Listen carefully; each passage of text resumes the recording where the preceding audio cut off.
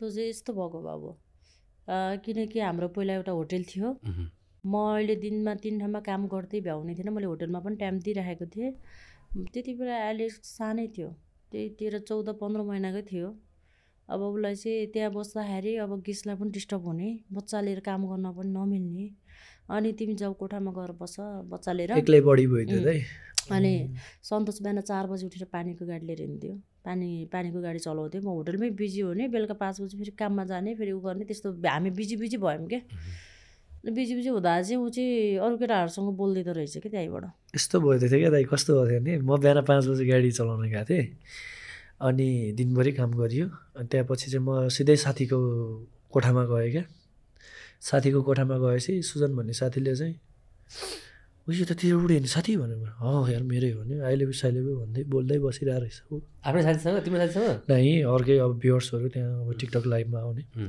live बसेर क्या live बसेर बोलिरहेको रहेछ उसलाई नराम्रो गर्न त म चाहदिनँ दाइ होइन तर पनि यो कुरा चाहिँ थोरै बोलाइ रहेछ अनि मैले फेक आइडी बनाएँ क्या दाइ म नि बोल्न गएँ अनि मस्केर बोलिरहेँ किन त बिचरा एक्लै पनि भयो दाइ कस्तो नि अब म बिहानैदेखि काम गर्ने मम्मी होटल अनि ऊ एउटा बच्चा सम्हालेर होइन एलेक्सलाई थर्काएर पछाडि पुरै थर्काएर अब चाहिँ मस्किँदै बोलिरहेको रहेछ डेन्जर स्पिड दाइ घर गएँ रुममै गएँ होइन एक झापड त हाने दाइ पाप बोल्दिनँ हानेकै हो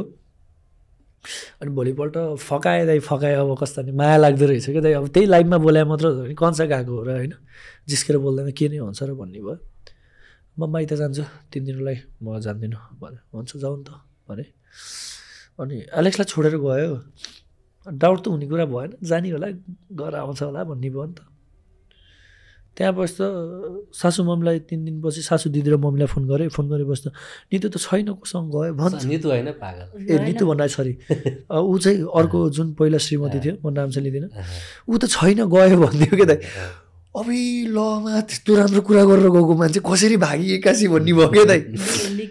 निकिता होइन अब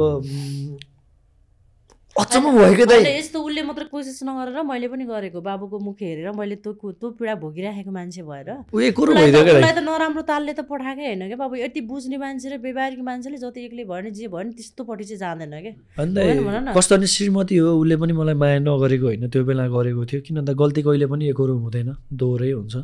तर मेरो गल्ती यति के भयो मैले टाइम दिन सकिनँ उसलाई होइन भनौँ न जब रिलेसनमा टाइम दिन सकिन्न नि दाइ तब रिलेसन आफै बिग्रिँदो रहेछ क्या जति गरे पनि आफूले जति जोगाउँछु भने जे गर्छु भने पनि बिग्रिँदो रहेछ क्या अनि कारण त्यही थियो कि अथवा गरिबी त अभियसली थियो नि दाइ यति गरिबी नै नभएको भए उसलाई टाइम दिएर मजाले हिँड्न सकेको भए त्यो हुँदैन थियो दाइ म एउटा मिडल क्लास परिवारबाट हो होइन मलाई कस्तो थियो भने त्यो बेला एलेक्स पनि जन्मेको थियो एलेक्सको खर्च त म साँच्ची नै नितुलाई भित्र लाउँदाखेरि बाहिर किन्नुको सबै कुरा म मम्मीसँगै माग्नु पर्थ्यो क्या दाइ अब आफूलाई लाजा मोर्दो त भइसकेको थियो नि त दाइ त्यो निकिता भन्न आउँछ जाली मलाई अब उसको नामै सम्झिनु छैन त्यो कारणले गर्दाखेरि